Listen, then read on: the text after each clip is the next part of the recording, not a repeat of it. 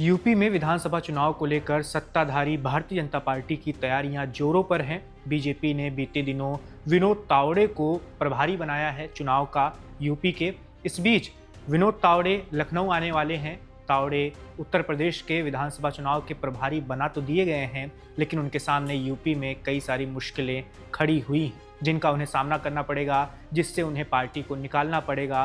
तभी BJP hat trick लगा पाएगी, यानी तीसरी बार यूपी की सत्ता को हासिल कर पाएगी।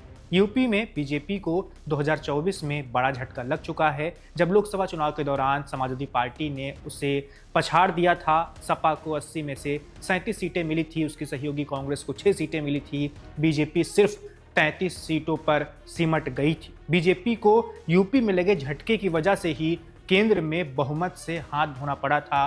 बीजेपी 303 से 240 पर आ गई थी और सहयोगियों के सहारे केंद्र में सरकार बनानी पड़ी। इस बीच बीजेपी को इसी बात का डर है कि कहीं 2024 वाली कहानी 2027 में भी ना दोहरा दी जाए।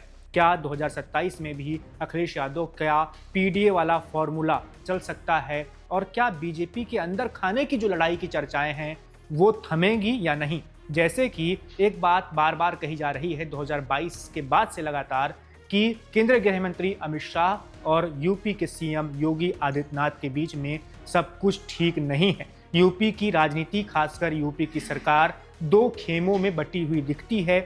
पूरी पार्टी में एक बंटवारा सा दिखता है।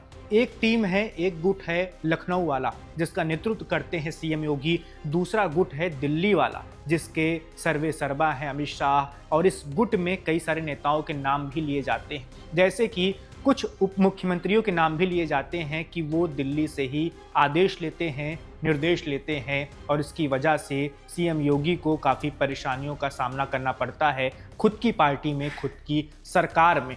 योगी और अमित शाह के बीच में चल रही इसी खींचतान की वजह से बीजेपी को 2024 में नुकसान उठाना पड़ा था। ये भी कई सारे राजनीतिक विश्लेषकों का मानना है, सियासी जानकारों का मानना है। लखनऊ के सियासी जानकार तो यहाँ तक कहते हैं कि बहुत सारे ऐसे फैसले योगी सरकार के पलट दिए जाते हैं, या वो फैसले लिए नहीं जाते हैं दिल्ली की वजह से। दिल्ली का सीधा हस्तक्षेप होता है कई बार योगी जी की सरकार में। तो ये सब अगर अंदर खाने चलता रहा तो बीजेपी एकजुट होकर चुनाव कैसे लड़ पाएगी, और बीजेपी कैसे यूपी की सत्ता तीसरी बार हासिल कर पाएगी। तीसरी बार चुनाव में जाना लगातार 10 साल की सत्ता के बाद कई सारी मुश्किलों को अपने साथ लेकर जाना होता है। जैसे आपको एक सत्ता विरोधी लहर का भी सामना करना पड़ेगा, भले ही वो लहर बहुत बड़ी ना हो।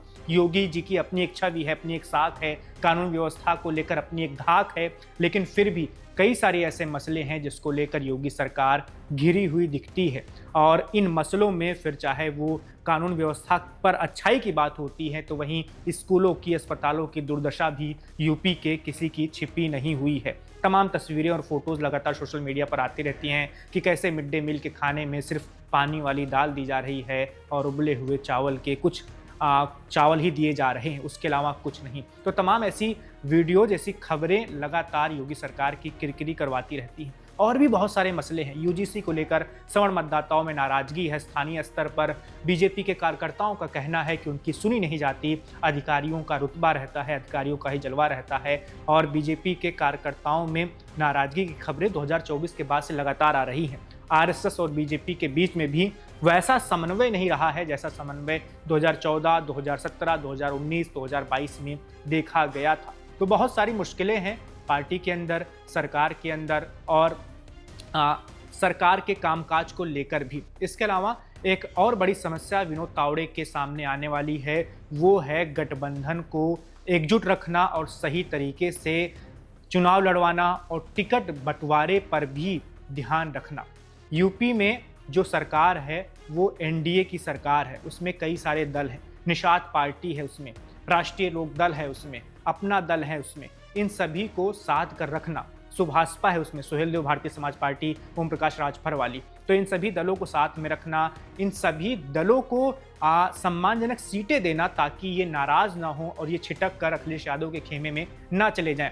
आपको ध्यान रखना चाहिए कि 2022 के विधानसभा चुनाव में राजभर सपा के साथ थे, निषाद पार्टी सपा के साथ थी, ये बाद में आए हैं भाजपा के साथ। तो इसी वजह से गठबंधन धर्म का पालन भी करना होगा और सभी साथियों को खुश रखना भी विनोद तावड़े के कंधे पर ये बड़ी जिम्मेदारी है। हालांकि तावड़े इसमें माहिर हैं, वो बिहार में ये काम बखूबी कर चुके हैं। बिहार में तो एनडीए काफ़ी बड़ा है, 5 दल है उसमें, और 2025 के चुनाव में काफ़ी अच्छे से एनडीए ने चुनाव लड़ा और ऐतिहासिक जीत भी मिली थी।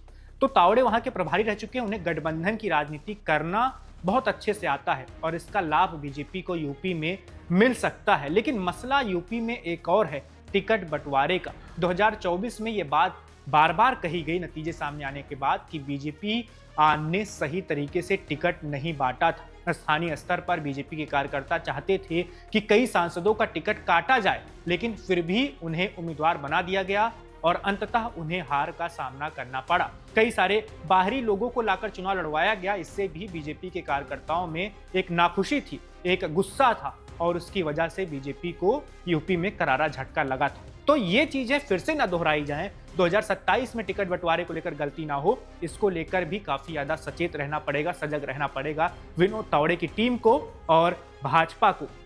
देखिए, लगातार 10 सालों की सत्ता है, कई सारे ऐसे विधायक हैं जो 2-3 बार लगातार चुने गए हैं और उनको लेकर अब वैसा उत्साह या वैसा जन समर्थन उनके विधानसभा क्षेत्रों में नहीं देखने को मिलता है। ऐसे में उनका टिकट काटना भी पड़ सकता है या काटना ही पड़ेगा, और अगर आप टिकट नहीं काटेंगे तो उन्हें हार का सामना करना भी पड़ सकता है। इसी वजह से बीजेपी को काफी बड़े कड़े फैसले लेने पड़ेंगे। कुछ बड़े नेताओं का टिकट कटेंगे तो आपको स्थानीय स्तर पर थोड़ा बहुत विरोध प्रदर्शन भी देखने को मिल सकते हैं, बगावत भी देखने को मिल सकती है। उनसे कैसे निपटना है ये भी तावड़े को सोचना पड़ेगा। तावड़े को ये भी सोचना पड़ेगा कि अखिलेश यादव इस बार के चुनाव में पिछले 2 चुनावों से ज्यादा अच्छी तैयारी कर रहे हैं। 2017 और 2022 की तुलना में अखिलेश अब काफी परिपक्व होकर चुनाव लड़ रहे हैं।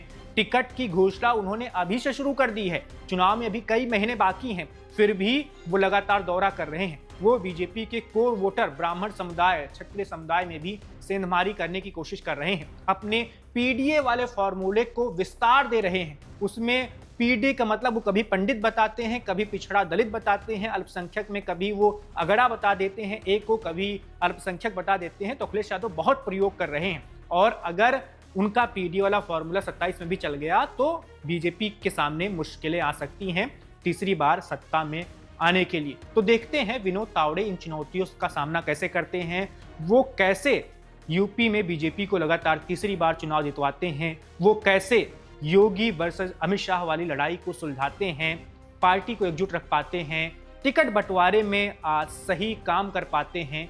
यह सब निर्भर करेगा बीजेपी की 2027 वाले चुनाव पर और बीजेपी लगातार सत्ता में रह पाती है यूपी के या नहीं, इस पर। Subscribe to One India and never miss an update. Download the One India app now.